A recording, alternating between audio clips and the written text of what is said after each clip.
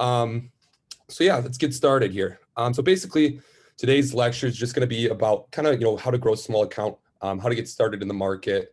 And basically these rules and kind of stuff that I'm going to be talking about today can be applied towards, someone with $100,000 account or someone with $1,000 account. And that's kind of what we're assuming today, So when I say small accounts, I'm kind of talking about, really anything under $5,000, but let's just say, $1,000 and call it even with that. And so basically, I get this question a lot, and I wanted to start off at kind of figuring out what type of stocks to trade, because when you first come to the markets, you hear a ton of different types of stocks, growth stocks, the FANG stocks, tech. You got ETFs. There's a ton of different things you can trade, penny stocks, all sort of that stuff. So the way I kind of do it, and basically if you follow my alerts, is you'll notice that I tend to trade basically the same type of stocks.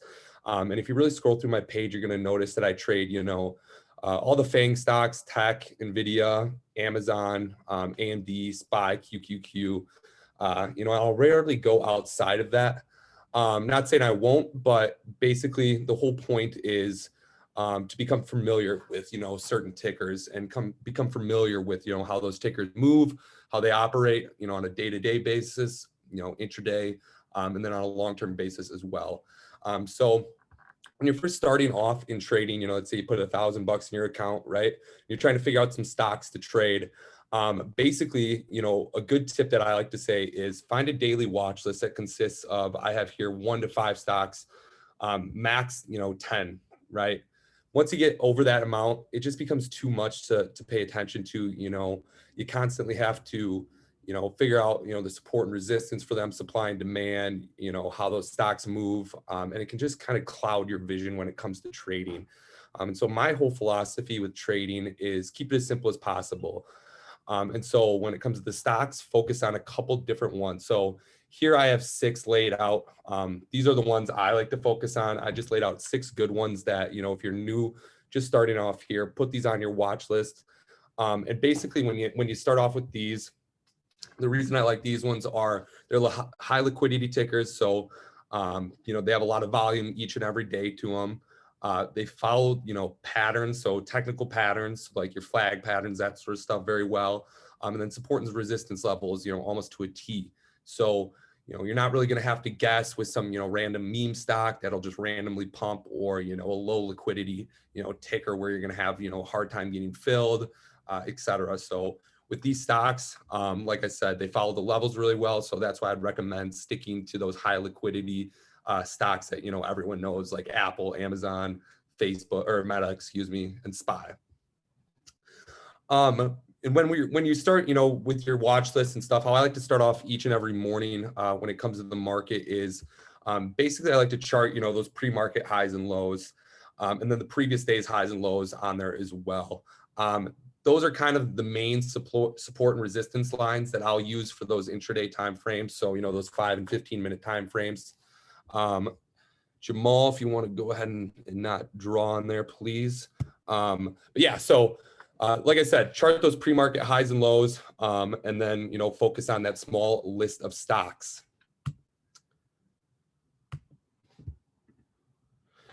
So we're just going to go down the list of some trading tips. So my main tip is going to be, gaining live trading experience, right? And so you have a lot of people that start with paper trading accounts, and I like starting with paper trading too. I'll recommend that to people. But, the main problem with paper trading is there's no real emotions involved, because once again, it's fake money. You could throw $1 million into trade and it's not going to have any, real life repercussions for you. So the sooner that you can, make that leap from paper trading or, just charting and watching the markets to actual real trading, the sooner you're going to get better at it, right? And so my whole philosophy, once again, with trading is think of it in a real life, application way. So much you hear that people talk about trading as, it's this thing that you can never be a career. It's too hard to make money. It's just people get lucky, but in reality, they just don't put in the time, right? So a good analogy is basically, when you go to college, you have 4 years of college to get a bachelor's degree, 6 years for a master's degree, or whatever it is. It takes, a ton of different years of schooling to become a doctor, lawyer, all these professions And so people hop into the market and expect to just be really good at it right away. And that's just not the case. You know, it takes years of experience, years of actually trading, you know, to really get good and consistent. And so all those guys that you see that are, you know, analysts and stuff, and the people that you see, you know, making actual money and being consistent at it, it's because they've all put in the time and they all have real trading experience. And so, like I say, treat trading as a real job, right? So let's say you make 50 bucks on a trade. Think of a real life application for that. You know, how many hours would you have to work at your day job to make that 50 bucks or make that, you know, $1,000 that you just made? And so once you make that money, you know, why are you going to YOLO it? Why are you going to risk it on an earnings trade? So think of it in a real life way. And it's going to, you know, show some benefits in the long run. So my next tip would be overtrading. Overtrading is tough, right? We all want to trade. You know, we get those emotions when we make money and we're like, oh, let's keep going. You know, even when we lose money, right? We want to then recoup the loss. You know, let's say you're starting with that $1,000 account. And basically, like I say, don't have multiple positions open at a time here. So my main tip would be only have one position open at a time, right? So you can manage that position, you can watch it, you can, you know, cut it if you need to, you can take profits when you need to. It's super easy to watch. You know, traders who are, you know, on a limited budget, they often basically try to, you know, overcompensate for their small accounts by taking, you know, over leveraged positions as well. So what I mean by that is, an over leveraged position would be, let's say, you know, you have $1,000 account, right? And you toss that whole $1,000 into one trade. Yeah, you know, you might have the benefit of being able to make some more money quicker with that, but also let's say you take a loss, right? That could be a bigger loss than you need to. So when you're just starting out and trying to build that account, you know, let's say you get a win, be done for the day. Or if you get a loss, you know, and you don't try to recoup it, be done for the day. Move on, live to see another day. Risk management, right? Risk management is going to be the number one way to either blow up your account or grow your account. And so I do this too. You know, I did this starting off when I couldn't, you know, grow my account. It was because my risk management was off. And so what I mean by risk management is risk is basically defined as the amount of money you're putting into a trade, right? So let's say you put $500 into a trade, that would be a $500 risk. So once again, right, when it comes to a small account, it can be a little bit difficult, you know, compared to a larger account to, you know, basically follow the rule that everyone says is, you know, don't put 5% of your account or 10% of your account into the market, no more than that at one time. Once again, with a small account, you know, $1,000 account, that's different than it's going to be with a $100,000 account. So you have to risk a little bit more, and take a little bit more chances. But with doing that, I would recommend having a hard stop loss on, guys. So too many times you'll see people that go into a trade with no trading plan. And with no trading plan, I mean, they don't have a stop loss on, they don't have, you know, a profit target, that sort of thing. So when you go in with a stop loss and you have that, you know, a flat rate, let's just say, you know, 20%, you cut it at 15%, whatever it may be, you're already taking the emotions out of the game, because when you're doing that, you already are accepting the amount of money that you can potentially lose on that trade. And you know, when you have that stop loss on, it's not going to go that, you know, down. You're not going to be sitting there holding a position saying, oh, I wonder if it's going to come back. And then once again, then it goes down more. And then it's just a, you know, never ending snowball effect. So when you enter a trade, make sure to have that hard stop loss on. Once again, like I said, I recommend that 10 to 20% stop loss. I typically do 20, more on the looser side, especially with the market conditions these days. Market's so volatile, so I'll play it a little bit looser. If you're not comfortable with that, do that 10%. You know, if you need to, do that 5% even. For small accounts as well, I would only take, you know, 1 to 2 contracts max at a time. I know personally, when it comes to, you know, position sizing as well, once again, that's how you blow up your account. People try to take too many contracts at a time. And then they'll be down, you know, let's say they'll be down 15% on a position in 10 contracts. That's going to be a vast, bigger difference of money compared if they just had one contract. Then the emotions come into play. They start questioning it, and that's when the mistakes happen, right? So when you're first starting out, just take 1 to 2 contracts at a time. And then, you know, once you have a couple green days or, you know, a few green weeks, add another contract on there. Keep doing that until you get up to, you know, comfortable position sizes and you can stay consistent at that. Once you've been consistent for, 2 weeks or so, that's when you can add another contract or two in there and kind of start scaling up.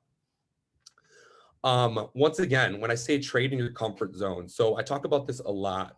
And trading your comfort zone is really kind of finding, that position sizing and the risk management that you're comfortable with. So I know for me, I will rarely take over 20 contracts on my position sizing, right? Sometimes you see people taking, 500, 1,000. I've done that before and I start to get antsy. And when you start to get antsy, that's when the emotions come in once again. And that's when you're going to make those mistakes. A lot of the times for me, my profit target per day is anywhere from, a couple $100 to, $1,000, right? Once I start getting over that $1,000, I start to, your emotions come to play. You get happy. You think you can keep making money, right? And that's when the losses start to happen.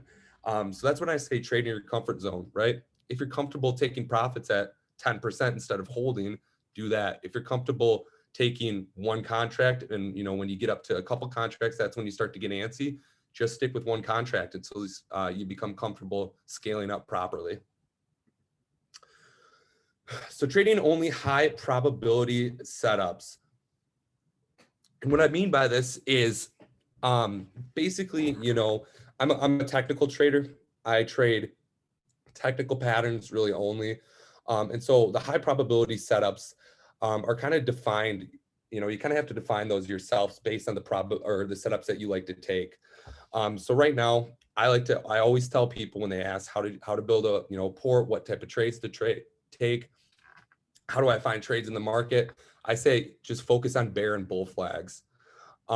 Literally that's all you need to trade, guys. That is the easiest setup in my opinion to trade, right? Bear and bull flags on, the 5-minute time frames, the 15-minute time frames, 30-minute time frames, whatever it may be, right? We've also already talked about, the small list of stocks and then charting those pre-market highs and lows. Once again, use those as your support and resistance. You don't need to, have a chart that has hundreds of support and resistance lines on them. It just clouds your judgment, clouds your charts. So once again, keep it simple, guys.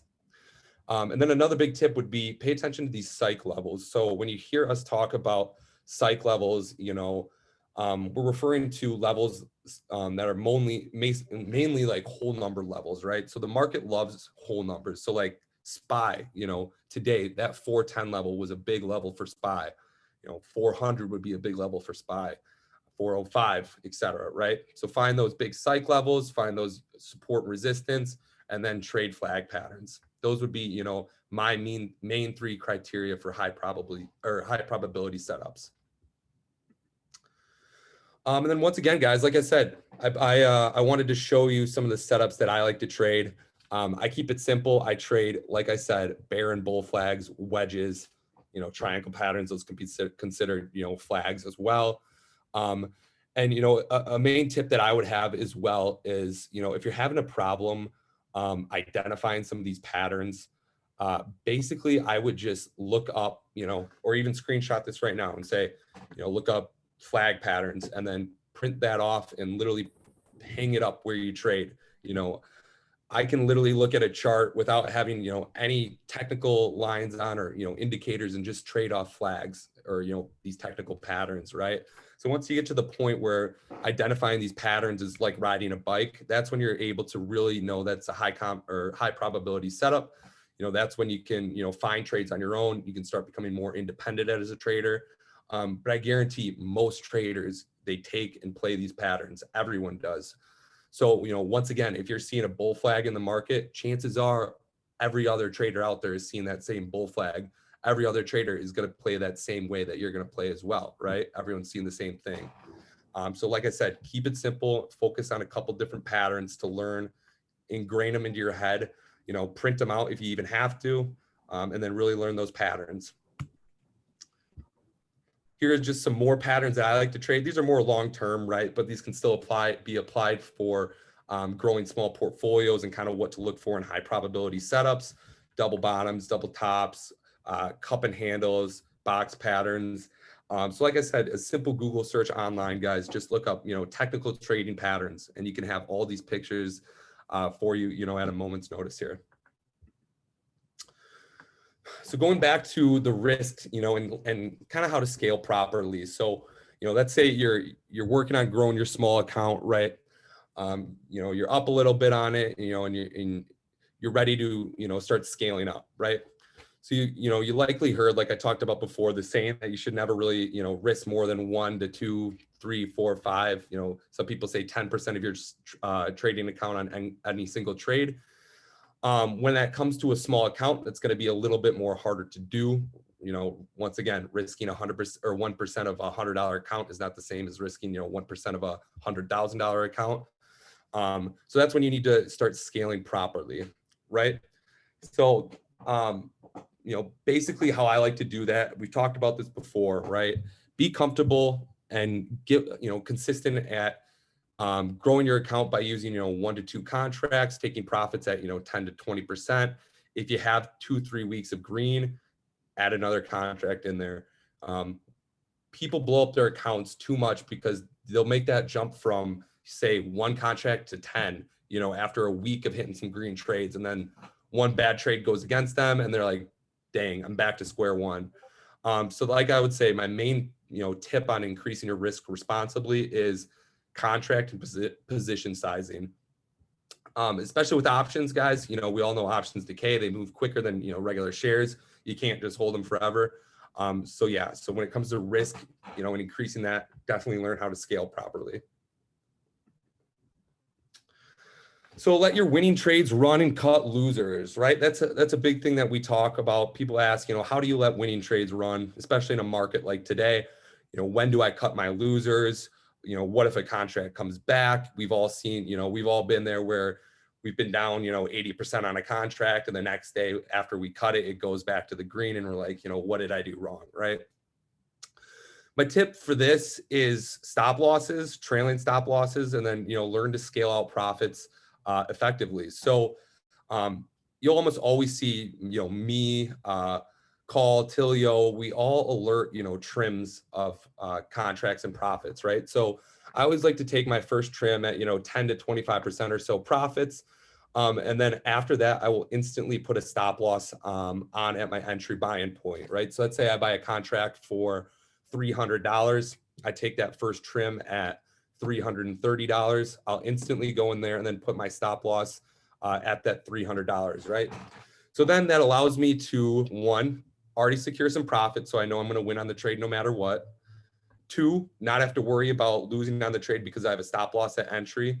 And then 3, I can let that winner run, right? So I can hold that all day. I don't even have to check my phone, right?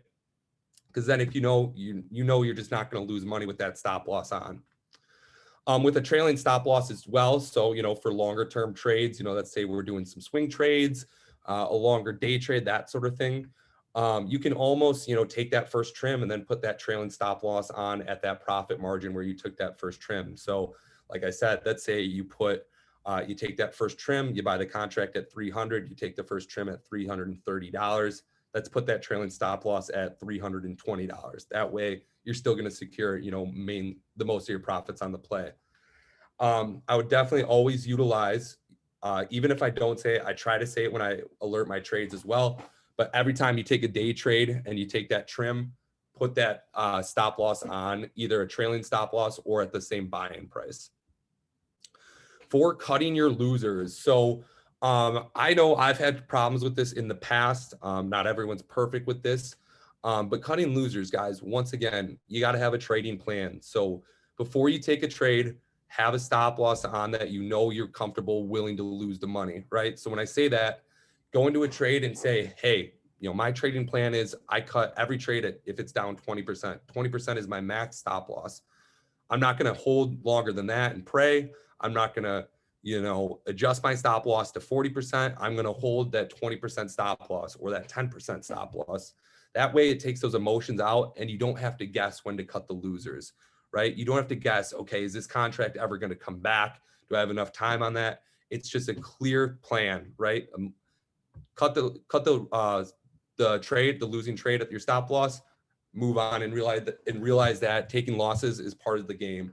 But once you minimize those losses with that stop loss, and learn how to let your winners run, that's when you really are going to see your account start to grow. And so how I trade, I kind of like to go over this because a lot of times people ask, why I don't post a lot of charts, or why I don't haven't done live trading before, or why I'm taking a trade. And I like to keep it simple. So I'm kind of, I would say, a unique trader compared to a lot of people.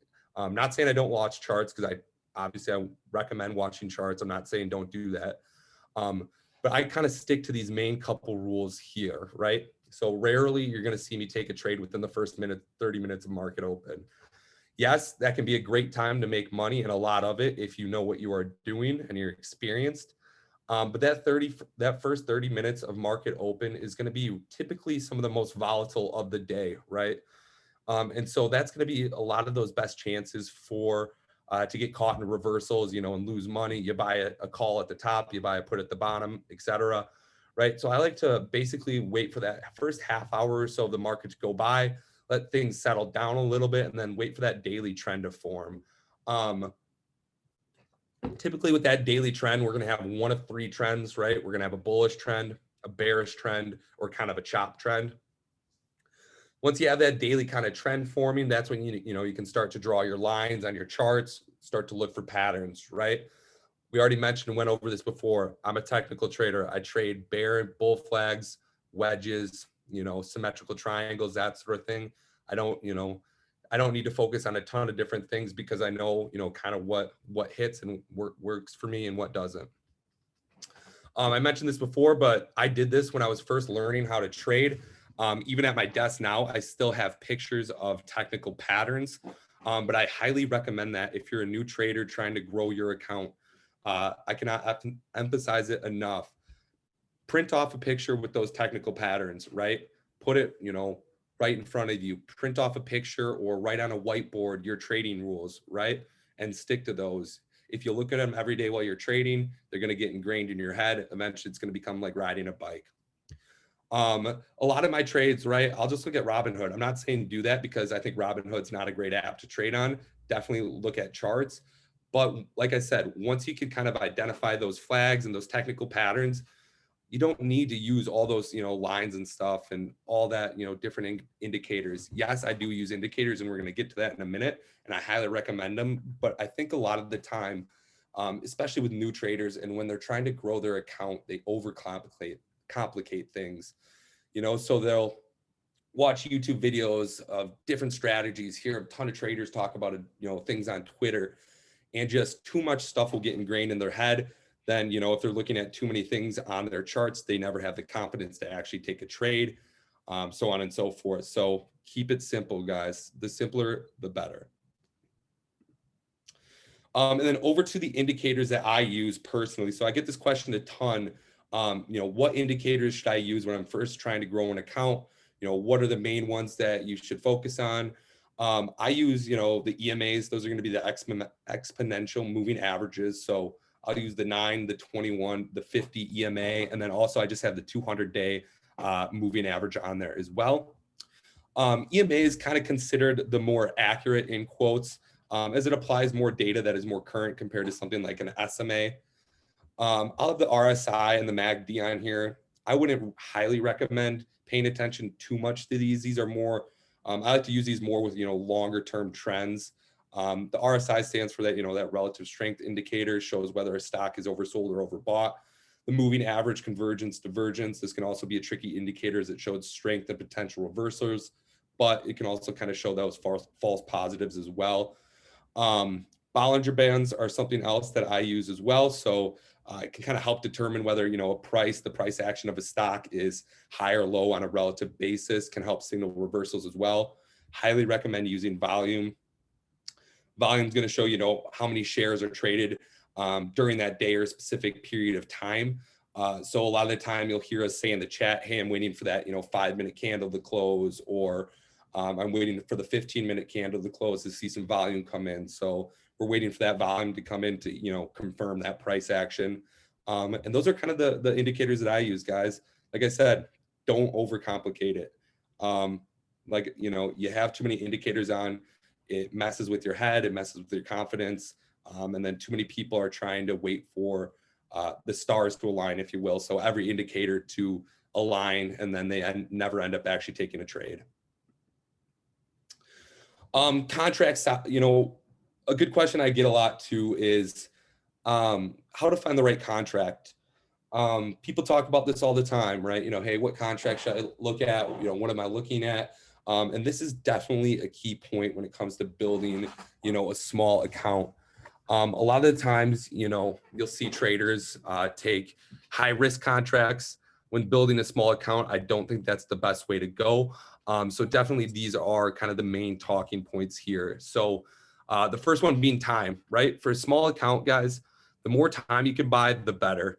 I know this can be difficult because the more time means the more expensive that premium is going to cost. I highly recommend, if you can, taking at least a week time. So not trading that same week or same day expiration contracts, especially if you're new and really trying to build a small port. Those are high theta, high volatile contracts. It's easy to take losses on them. I like looking for the middle of the month dated contracts as well. This can be applied for swing trading, really any type of trading. These contracts I find typically tend to have the most open interest volume and are typically the best I find to trade. So when I talk about the middle of the month dated contracts, I'm talking about, like, I believe the next one coming up would be September 16th. So this Friday would be that middle of the month. October 15th, November 19th, December 17th, right? So those middle of the month contracts. You'll notice a lot of times too, if you go outside of those middle of the month contracts, the open interest is less. So that means, less traders around the market are, currently holding or trading those contracts as well. The volume on them are typically lower. So I would just tend to stick to those if you can as well. This one, the open interest, not necessarily that important, but definitely open interest is something to keep in mind when you are picking a contract to trade. I like to look at ones, that typically have 2,000 or more open interests. A lot of the times, this won't always be the case. But basically that just means that other traders, other people, institution, whatever it may be, other people in the market are currently either holding or trading that contract. So it could be, once again, just another confirmation that you're making the right move and buying the right contract. So especially if you're trying to grow a small account, once again, I would avoid high theta, and high volatile contracts. And when I talk about high theta, theta is the decay on those contracts. So with contracts and options, you cannot hold them forever. They will decay and eventually become zero. And so when I talk about high theta, those would be like contracts like buying the next day or the same day expiration, where if you don't get a move in your favor pretty quickly, those are going to start to deteriorate. And then the longer the time goes by, the bigger the move you're going to need. And it can just be a really good way to easily blow up an account, makes you jumpy once again. I also, like to look at the delta of a contract. Once again, this isn't a super important one, but you'll find the closer to the money when you go in the money, that higher the delta, the further out of the money, the lower the delta. So I like to look at, that delta of 0.3 to 0.4 or higher. This one can be a little bit more tougher to follow. It's not nearly as important, but just definitely something to keep in mind as well. For trades too. So I see a lot of people that I actually got this message today. So one trader messaged me. He was like, "Oh, why am I not making money on this contract?" I looked at the contract. It was a call that was, I think, $75 out of the money, weekly call. He bought it, I think, last week. The stock was up. The specific stock that he sent me today was up $5. And like, well, the stock's up. Why am I not making money on the call? Once again, too far out, high theta, no delta on the contract. You would need, a massive move for that to work. And so that's why I always like to buy as close to the money or at the money contracts as possible. Those are going to have higher delta. Those are just going to be able to, be more profitable, move more. You're going to be able to make more money on those. So definitely, if you can, buy right at the money contracts as well. All right, guys. So we're going to break this over to the questions and answers time of the lecture. Doesn't necessarily have to be about, building a small account. But if you want to just put them in this chat here, we have plenty of time left. So I am going to just open it up to the Q&A portion of this thing and go through. So what's a good bid-ask spread to stick to? So you'll notice a lot of the times when you're picking a contract, the bid to ask spread can either be wide or tight. I like to look at the tightest you can find, basically, right? So those tickers that I mentioned before, you know, the FANG stocks, SPY, QQQ, Apple, Amazon, NVIDIA, AMD, those bid to asks are typically going to be pretty good and pretty small. When you start getting at stocks that are lower liquidity, you know, those bid to asks can be very wide, and I just don't like to trade those. It's not the best contract. So like I said at the beginning, stick to those high probability stocks, those, you know, high liquidity tickers that everyone knows, and you shouldn't have a problem with that. How can I leave runners with the day trading rule? Yes, so that brings up to another good point, because I forgot to talk about the day trading rule and PDT. So the pattern day trading rule. Once again, my best advice for that would be to switch from a margin account over to a cash account. With a cash account, that allows you to basically take as many day trades as you like with settled funds. Those funds typically settle the next day. With a margin rule or a margin account, if you're under $25,000 in your account, you are stuck to 3 day trades in a 5-day period. That will make it hard to take profits. That will make it hard to hold runners. So switch to a cash account. I believe Robinhood, I actually just started offering them, but I would recommend TDA or Webull, E-Trade. Those are all good options. The class is going to be recorded, so don't worry about that. What time frames do I use to make my final decision on a trade? So when I'm trading, you know, if I'm day trading, I will typically use that 5 and 15-minute time frame. You know, if you're swing trading, it's okay to, you know, zoom out a little bit to the larger time frames, especially if you're trying to, you know, find the trend, determine that. But typically stick to the 5 and 15-minute, and you're going to be just fine. What type of trades have worked for me lately? So if we go back, hold on real quickly, I'll pull up that slide here. Just give me 1 second. So what type of trades work for me? I trade technical flag patterns mainly, guys. That's what I stick to. So right here, if you need to screenshot this, go ahead and do that. You know, wedges, bull flags, triangle patterns. That's really the main technical patterns you really need to stick with. Once again, bull and bear flag, if you really want to symbolize it, that's all you need to trade, and you're going to be just fine. When would I suggest starting option trading? I'm thinking I want a 10K base first, then start. So that's a good question, right? So if you've never traded options before, definitely take the time to do some paper trading with options. Get a feel for how they move, get a feel for, you know, the emotions that come with that. I would say a good time to start trading is whenever you feel comfortable, right? So, you know, let's say you have that $10,000 account. That's a pretty good size account to start trading options with. I would maybe start with trading options with 1,000 of that, right? So, you know, if you got to take out the money and put it into another account, if you do, you know, if you can just limit yourself to $1,000, do that. But if you automatically start trading with 1,000 or 10 grand into options and you've never done it before, it's going to be a good way to lose.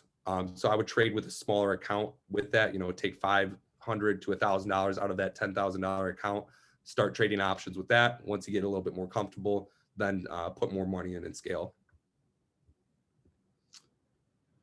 Yes, I'm going to be in voice chat more for sure. Just started kind of working from home more, so that allows me to be in voice chat. Me, Flips, Call will be in there. So yeah. In your trading style, when trading flags, do you usually enter at the top, bottom, breakout, or retest of the breakout? Yeah, so that's a great question, right? So when to, you know, enter a trade. Couple things I like to look for. One, you know, which way is that price action breaking out? You know, are we breaking to the upside or the bull flag, downside, etc.? I will typically take my trades at the breakout and the retest. So it kind of depends.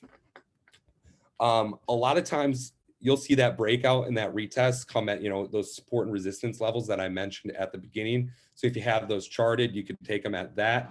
But yeah, I'll play that breakout, and then a good one to be safe is the retest of that. And then it's always good to enter. So you break the pattern, and then the retest. A lot of times once you break a pattern too, you're going to have something called follow through.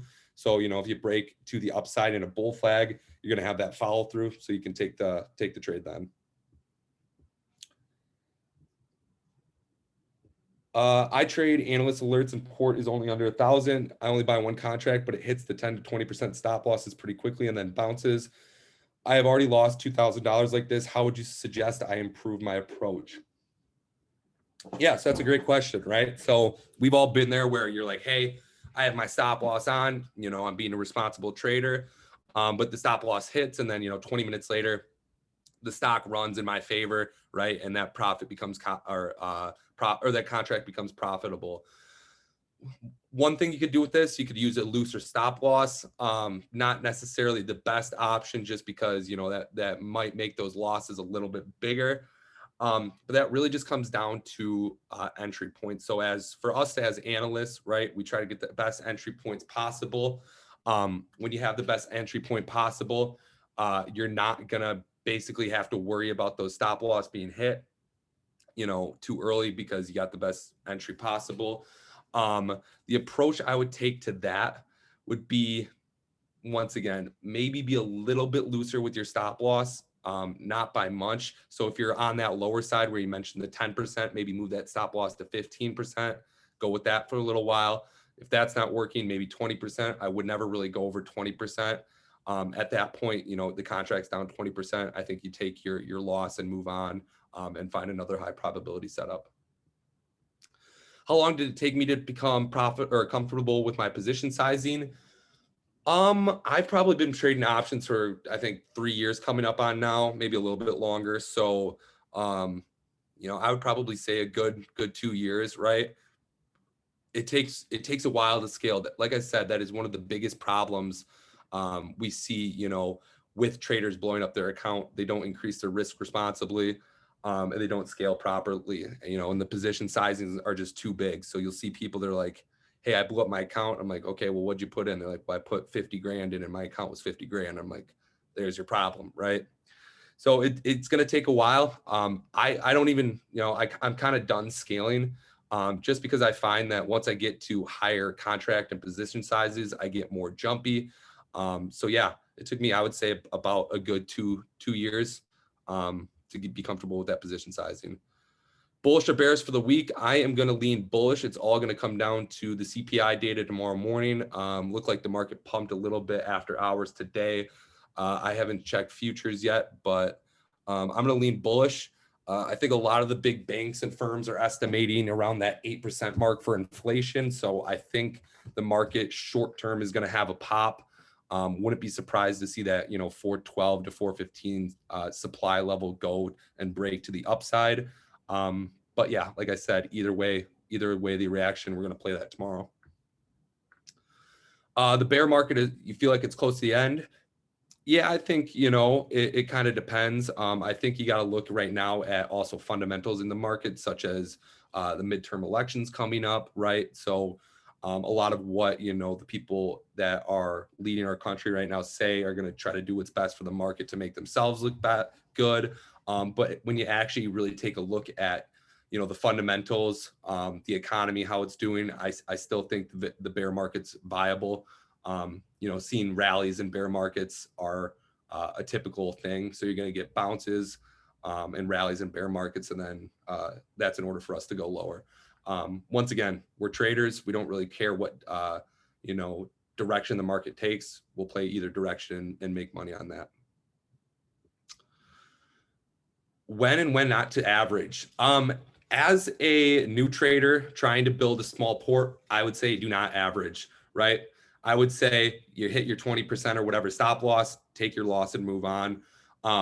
I don't really average much. I find every time I average, I lose. So yeah, once you're a little bit more experienced, go ahead and do it. But I would say do not average a small account. I just think it's a good way to blow it up, right? So Averaging, it can be kind of looked at one of two ways. The first being you're adding to a losing trade. I don't know why really you would do that necessarily. I can see the benefit as, yeah, you can bring down your overall cost, dollar average of that trade. If you have a lot of time on it, then I would say average. But if you're day trading, take your loss and move on.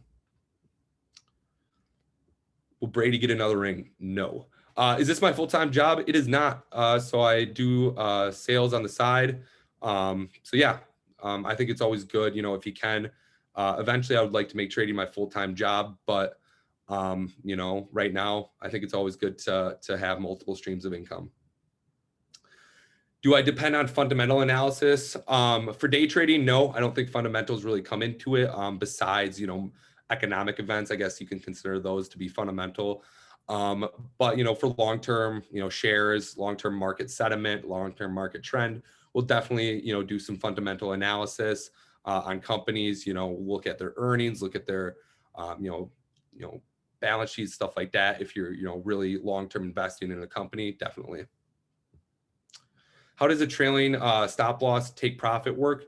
Yeah, so let me find that. Yeah, so here's that slide for you. Let me go back to that. Just 1 second here. So yeah, so how does a trailing stop loss work? Like I said, a trailing stop loss, basically for a trailing stop loss, we take our first profit trim, right? Whether that's at, 10, 20% profits, whatever it is. That trailing stop loss, we're going to put that stop loss then in profits. So let's say we take a 20% profit trim. Like I said before, we buy a contract for $300. We take profits at $330. That trailing stop loss would then be at, $320. So if we even stop out, we're still going to make $20 overall in the trade. As we get higher in profits, say we go to 50% profits, you move that stop loss up, you keep moving it up until you stop loss or completely exit the position. So really basically broken down to the simplest form, it's just moving your stop loss up in profits and following your contract with that. How do futures affect options? You can trade futures. Futures basically are kind of the market after hours, if you will. So once again, people trade futures, economic events, world events, political events can determine those, that day's trend. There's a ton of things that can determine futures.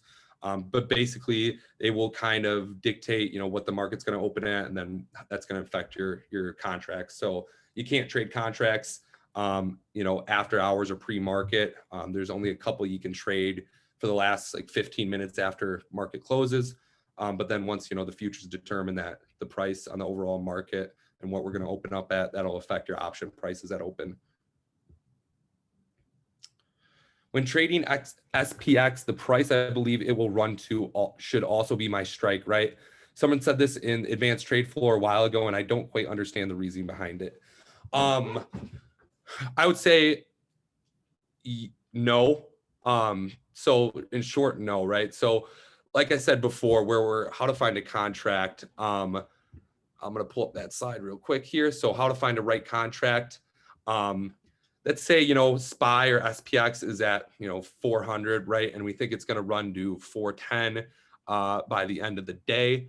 I want to go for that at the money contract, because that at the money contract is, once again, going to have a higher delta, a lower theta. It's going to be able to make more money. Typically, you're not going to need that big of a move to make money on that. So let's say we bought that 410 contract. We're going to need a pretty big move to make some money on that contract compared to, the 400 strike, where we're not going to need nearly big of a move. Then, we can hold that contract longer. So I would say always get as close to the money as you can, especially with SPX, because that's a dangerous ticker to trade. Once again, if you're new and you're trying to build a small account, I would not trade SPX. So for a small account with one contract position, should we close out when we hear an analyst trimming his larger position, or hold? I think close, but not sure. Yeah, so I would recommend closing, right? Or putting that trailing stop loss on. So if you have one contract and you're just starting out, take that, first trim, take your profits, and then wait for that next trade, right? Get comfortable with doing that. And then once again, once you learn to scale up to, multiple contracts, that's when you can start to let those runners run. Yes, it's easier to let runners run to build a small account compared to taking contract profits at 10 to 20, 30%, whatever it is. But it's also easier to lose money on it too. So I would get in the good habit of taking that first trim, get out when an analyst alerts their first trim, and you're going to be consistently profitable. And then once you learn to start scaling up, that's when you can start to let those runners run. Have you traded options on Webull? If you do, how do you enter and exit trades quickly? Yeah, I have. They have kind of hotkeys, if you will. So like buy and sell at market that you can set up on a laptop. I don't think you can do it on your phone. But if you're trading off a computer, they kind of have, in quote, hotkeys they're called. So yeah. Any advice on dealing with emotions when losing on a trade? Yes. Do it. So yeah. So going back to stop losses and that sort of thing. Let me just go back to this. So cut losers and dealing with emotions. When you come into a trade with the preset plan, right? So you have your stop loss on at 20%, call it. You're going to automatically take out your emotions, right? Because you're automatically assuming the risk and what you're willing to lose on that trade, right? So if I come into a stop or a trade with a 20% stop, I'm not going to get emotional that I lost 20% of that trade because I already assumed I was going to lose that, right? And I come in there knowing, so it automatically eliminates those emotions of, hey, do I got to hold on to this trade? When do I cut it? Oh my God, I'm losing. It's moving down so fast. Hits my 20% stop. I'm out. Move on to the next trade. Stay emotionless. How much do we set aside for taxes? Just search day trading or short-term capital gains taxes, and it'll tell you. So whatever you are making, it'll kind of tell you and give you a good estimate of what to set aside for that. General rule of thumb, I say I typically set aside 25% of my, winnings for taxes. But once again, it all depends on how much you're bringing home at the end of the year and your tax bracket and what you're going to get taxed on with that. Other than printing out technical patterns, I feel like it's difficult to identify what pattern it's making in the moment. Any tips on figuring out what pattern it's making?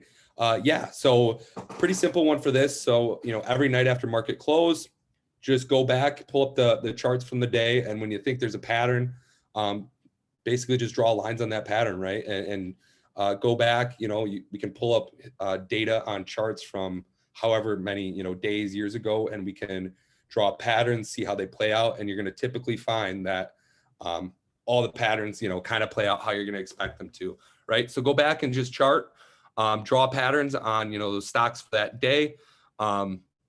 Even if you think, let's say you're trading that day and you think you see a flag, draw that flag pattern, even if you're not going to take the trade, and just see how it plays out, right?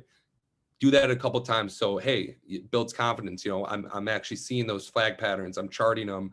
They're doing what I think they're going to do, and then take a trade. So my tip would be to chart them during that day, go back and chart, and then see how they play out, and build some confidence with that way, and then take the trade. Webull stop losses really suck. Yeah, they kind of do suck. Switch to TDA. You'll be better. How do I set a stop loss on Robinhood? I believe it's in the upper right corner. When you take a trade on a contract, there should be a drop-down menu. I don't really use Robinhood too much, but it definitely is on there. Can you always trade in the money? I'm assuming you mean in the money contracts. Yeah, you can if you'd like. They're definitely going to be a lot safer than out of the money contracts. So, let's say an analyst alerts an out of the money contract. If you want to take an in the money contract, you're more comfortable with that, definitely go ahead and do that.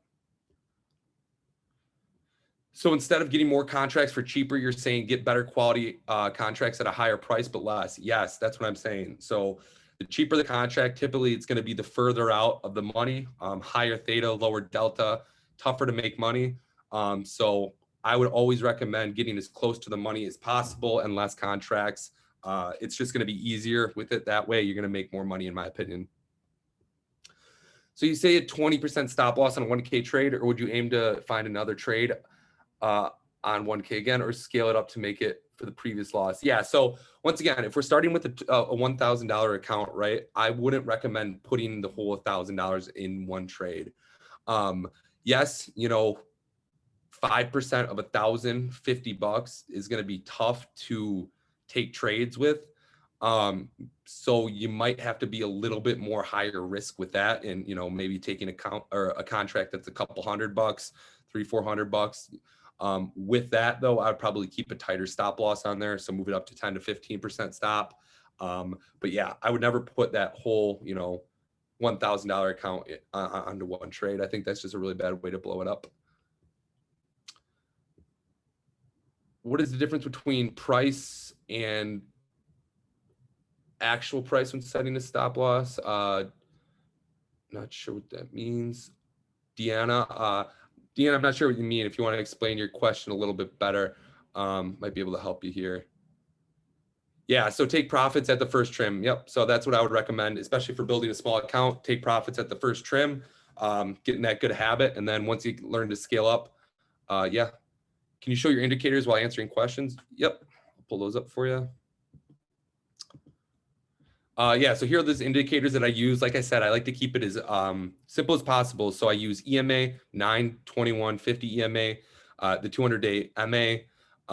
I'll use, I'll just have RSD and MACD on the bottom, Bollinger Band sometimes, volume, and then support and resistance.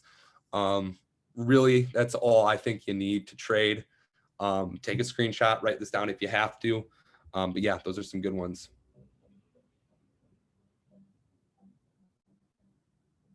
Let's ride. There you go, Michelle.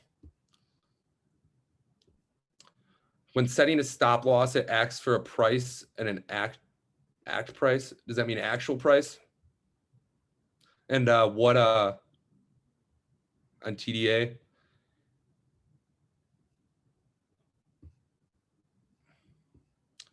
Cup and handle on Roblox weekly chart. I'll look at that after. But I do think growth stocks are probably going to start picking up here a little bit. There's definitely some ones that I like at these levels right now that I think could be good buys, especially for longer term calls. I know MMA mentioned DraftKings today. That's a cheap stock, and they to trade, build a small account. I definitely do think growth stocks are gonna start picking up here again. Typically in the past couple of years, the fall has been really good for growth stocks.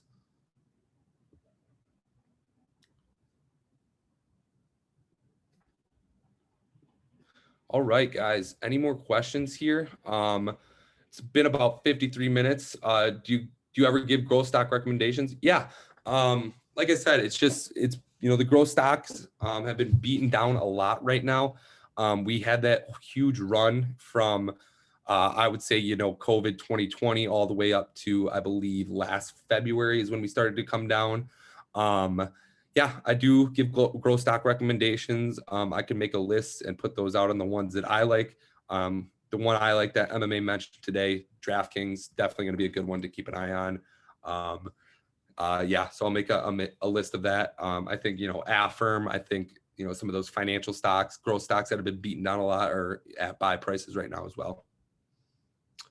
Do I use level 2 data? So what do you look for? I typically don't, but I do recommend using level 2 if you can. I am going to be honest, and I am not the best with that because I don't really use it. So, but yeah, definitely going to learn that more. I would definitely recommend level 2 and use it if you can.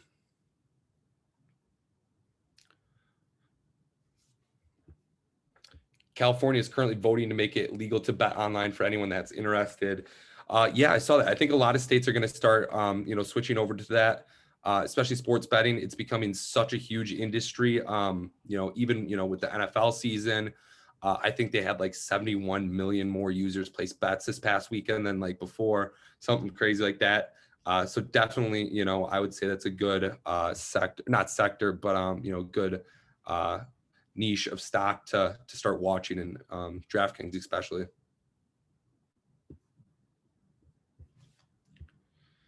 Alrighty, guys, any more questions here? Going to keep the floor open for a little while longer. If you got any more questions, feel free to ask them in the chat here.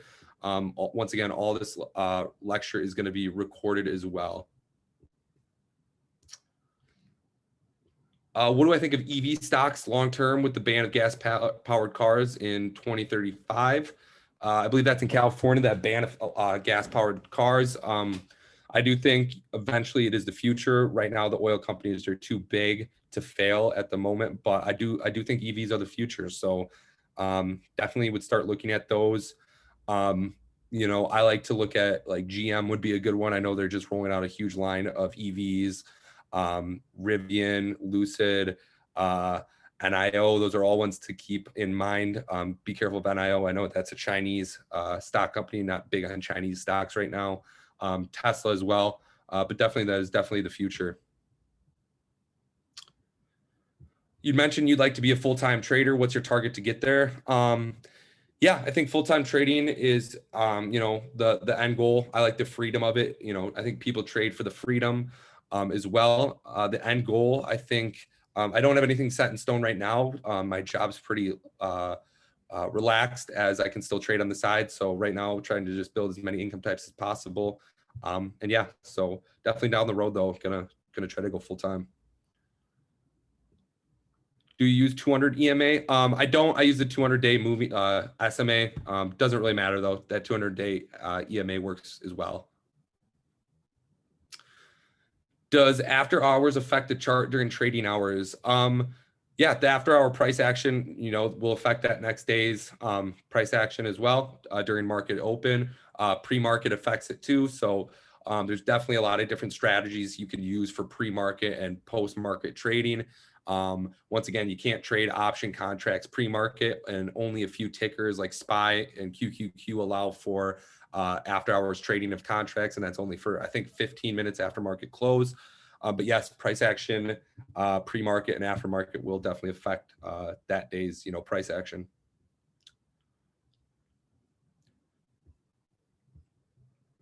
Do I think the U.S. has the infrastructure to switch to electric, or will oil be bullish in the future due to the lack of electrical infrastructure? Yeah, I do think we do have the infrastructure, but if you look at some of the grids, like in California and then Texas as well, when they had that heating and power went out, I believe 2 winters ago, if I'm not mistaken. It's going to be tough to say, especially that's why I just think the oil companies right now are too big to fail. Especially with the way the world works, kind of everything seems to revolve around oil. But I definitely think it's the future, and I definitely think being a first world country and one of the world leaders, if not the the world leader as we are, I do think we have the infrastructure. But yeah, you'll see states like California that are going to have some problems with that, definitely. How do you trade futures? You need to be on a brokerage account that allows you to trade them. Robinhood doesn't. I don't think you can trade them on Webull. I think TDA you can trade futures. I never traded them before. You need a little bit larger account, I believe, to trade futures. But yeah, definitely trading futures is a viable option as well.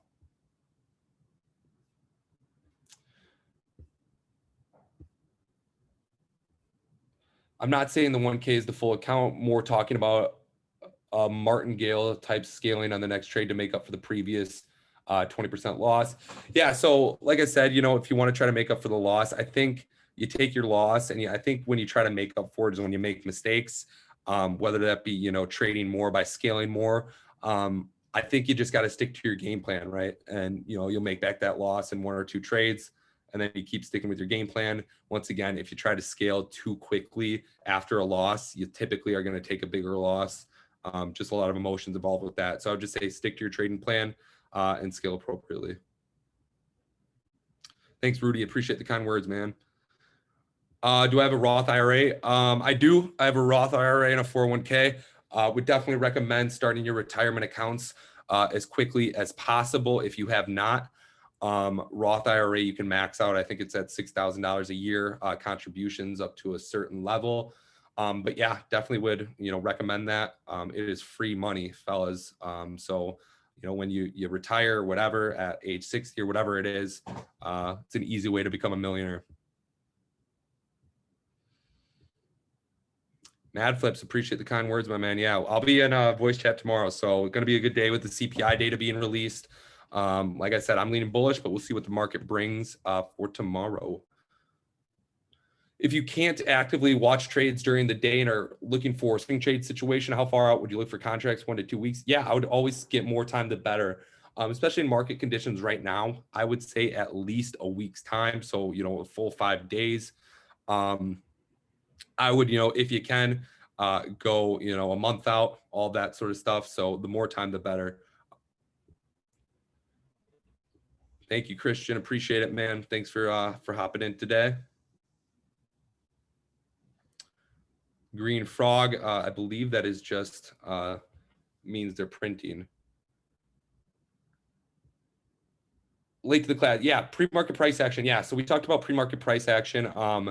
That's basically one of the things I talked about here. So let me try to find this slide. So pre-market price action, it's definitely, applicable to trading, right? So I always say chart that pre-market high and low of the day. I think I just skipped it. Yep, right here. Chart pre-market high and low of the day and watch volume.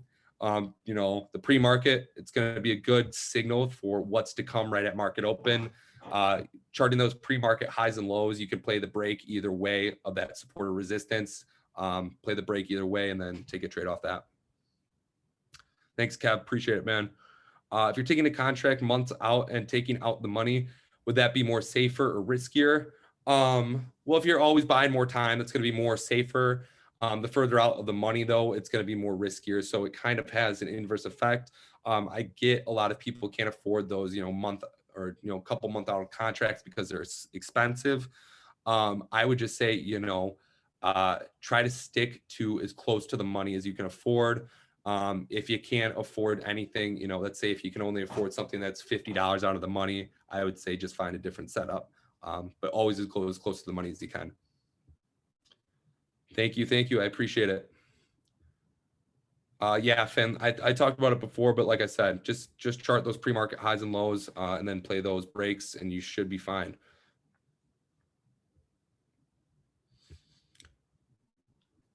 Can you roll your holdings and stocks to Roth IRA? I want to say yes. I'm not sure on that though. I want to say, yeah, you can. Thank you. So yeah, I believe you can. I would have to look more into that. I believe FaZe does some classes on Roth IRAs. So you might want to check out his tab for some of his previous classes. I know some are in there and he's pretty knowledgeable on that. So yeah. How long I've been surfing? Surfing as in like wake surfing? A couple years now. It's just something fun to do in the summer, especially in Wisconsin, get out on the lake here. It's about 8:03, guys. I'll leave it open for a little bit longer to, see if anyone else has questions. I know Monday Night Football is on right now as well. So yeah, we'll leave it on for a little bit longer. Wisconsin, yeah, I live in Milwaukee, Wisconsin. Yeah, the Packers, that was a tough game. But we're going to bounce back.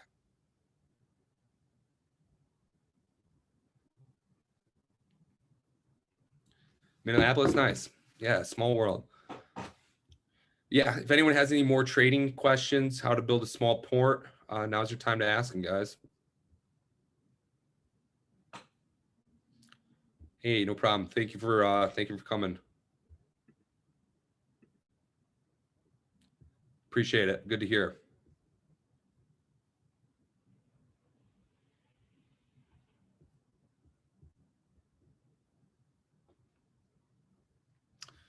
What is a realist percent gain on the port for the day? I've been aiming for around 3%. Yeah, I think that's, a good target. I typically don't try to aim for a certain percentage on the port, more or less just green days overall, right? I think if you try to aim for a certain percentage, that can force over trading. So, let's say you have a 3% aim, especially as the larger your port grows, the harder it might be to hit that 3%. Focus on green days, my man. Focus on just being profitable. If you can be consistently profitable, you don't really have to have a percentage gain on the day that, you're going to aim for. You're going to make money either way. How to stick to discipline. Have a predetermined trading plan set in place. So like I talked about before, have your predetermined stop loss on, have your profit target. and then stick to it. And it's going to eliminate that discipline, or it's going to, stick to that discipline and eliminate the emotions that, we all lose from on trading. Any tips on how to deal with losses? I was up all time, back down to being down. Anything to mentally help or motivate? Yeah, just know everyone takes losses, man. It is part of the game. If you hear a trader say, "Hey, I don't take losses," yeah, there's really good traders, and we typically stay in a high percent of win rates, but that doesn't mean we don't take losses. You know, I've blown up multiple accounts before getting started. You just got to realize that it's all part of the journey, right? You're not going to be, a multi-million-dollar trader right off the bat. It just takes some time. Stick to your stop losses, stick to your trading plan, start getting some wins, and once you can be, profitable and you get a nice week of wins, you're going to start building on that momentum. What's up, Archon? What is the least amount I would start an account with? I mean, I would say typically, yes, the smaller the account, starting, the harder it's going to be to grow right off the bat. $100 is probably going to be the minimum I would tell people to, but that doesn't mean you can't start with smaller. I've seen people start with $50. I've seen people start with $10. Yes, it's going to be very hard to grow that. You're going to need to hit a nice trade right off the bat, or get, maybe lucky in the beginning. I would say typically, if you can put $500 in and start with that, that's a good, place to start. Webull or TDA for new traders? If you're brand new, maybe Webull, but why not take the time to learn TDA right off the bat? I would probably just recommend TDA for trading in general, but Webull is still a very good platform to use. It could be a little bit more user-friendly than TDA. So if you're new, maybe stick to Webull, but also does not hurt to take the time to learn TDA. Any advice to jump on stocks now? Everyone is bullish, and I feel like we can get some good discounts come October, November. Yeah, I think so. Like I said, I think we are still in a bear market. I think we're going to get one last rally after CPI and come back down. We might see a rally into midterm elections as well.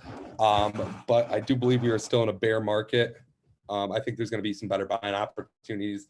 I would not be buying stocks right now at the top of this rip, though. So I'm gonna wait for the next dip. How much do you suggest to have stocks, and how much free for options? If you have a 10K account, if you never traded options before, start small.